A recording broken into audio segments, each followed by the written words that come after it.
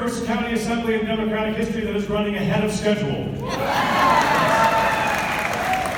are already making history. I'm delighted to be here. Thank you so much for coming out today. I just want to share a couple of thoughts as you all head off into today's great conversations. When I heard this morning's talk, I've been thinking about some of my history as a teacher and as a school principal. And I remember as a school teacher the first time that I lost a student to gun violence. I remember the way it felt when I walked into that classroom and Gina's desk was empty. And we all just looked at her, waiting for her to bound in the door at some point with her big smile and take her desk back. I remember the first time as a school principal I sat in my office with Sergio, tears running down his face, saying, "Mr. Johnston, they deported my mom and my dad. Where am I going to sleep tonight? And who do I call for help? Because I can't call the folks who just picked up my mom and dad." When you are a public school teacher and a public school principal, you see all the ways that the world tries to break kids. But you also see all the ways that we as adults have the power to try to build them back together.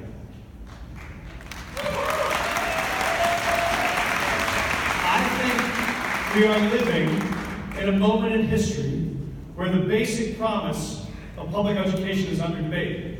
I got into this work as a public teacher because I believed it was the single most powerful way to deliver on the single oldest American promise of all, which is we hold these truths to be self-evident that all are created equal. But we find ourselves in strange times. We find ourselves in times with a Secretary of Public Education who is calling to cut funding in public schools at the same time she's proposing putting $1 billion into vouchers. I think Colorado schools deserve better than that. Which is why I am committed that I will fight Betsy DeVos in every attempt she makes to privatize our schools, and I will fight to keep vouchers out of Colorado every step of the way. It is why we will fight instead to make sure we actually build the coalition to go to the ballot and repeal TABOR so we can fund public schools adequately and equitably in every school district. We live in a moment with the Secretary of Public Education who supported a tax cut that put 80% of that money into the pockets of millionaires. At the same time, she is cutting the funds for loan forgiveness for teachers in Colorado.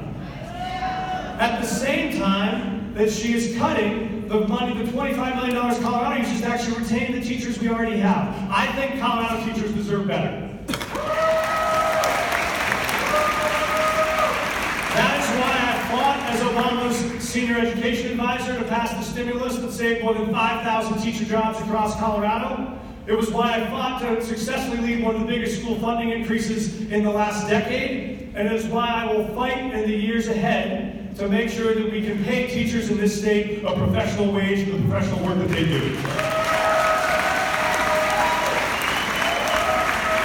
And one more thing, which is we live in a moment when we have an administration who believes that there is no such thing as racial discrimination in American institutions.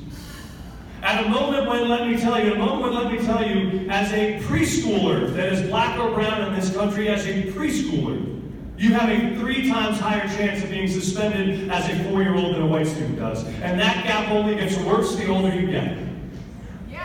In this country, that is not good enough. No. And that is why I have fought in the state senate to fight racial discrimination from the schoolhouse to the courthouse. And that is why we will guarantee that we build a state where everybody belongs and the laws apply to all of us.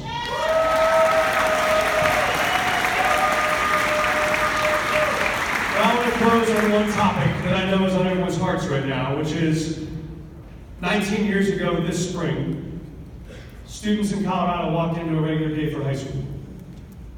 And in one high school in Colorado, that day was not normal at all. Because the normal sounds of laughter and teasing and roughhousing in a high school cafeteria in Columbine instead rang out with gunshots. And when the families showed up that day to pick up their kids after school, there were 12 families who waited and waited and waited and never got their babies back. After they buried those kids, And after they built a memorial to them, they wrote in granite a line that said, "This day brought the nation to its knees. But when we got up, what had changed?" They wrote that 19 years ago. What had changed is that those young people are now parents like me, dropping off their own kids at middle school and high school. And what has changed is that today, the Columbine shooting ranks nowhere in the top 10 of mass shootings in American history. And the question is, what are we going to do to make sure that when we get up from this moment, everything has changed? I am very proud of the fact that when I was in the state senate and the Aurora theater shooting happened, we did not stand by and say there was nothing to be done. Instead, I was proud to sponsor the legislation that banned high-capacity magazines, that required universal background checks. I fought the NRA twice, and I won twice. And as governor, I will do it again when we ban bump stocks and we finally put in place red flag laws to keep guns out of the hands of those who are a danger to themselves and a danger to others. Colorado can lead. So for some people, the last year and a half has felt similar, which is it is a moment in American politics that has brought us to our knees. I will close with this. Today, we are starting to get back up from that moment. And in 2018, we will get up with resounding force to show we have changed the way this country looks and feels. That means we will commit to accomplishing in Colorado a world where we have 100% renewable energy on our electric grid by 2040. It means we will make sure we can offer a public option for Medicaid. We will make sure we can allow people to live in the communities where they grew up and where they work. It means we will finally fund public schools. We will give everyone the skills they need to pursue the jobs that are coming in a world where the economy is changing faster than ever. Those things are possible, but we have to now ask ourselves not how did we get into this moment, but how do we get out of it? The way we get out of it is by the folks in this room being called to say, we will build a Colorado that will be a lighthouse for the rest of the country in dark times.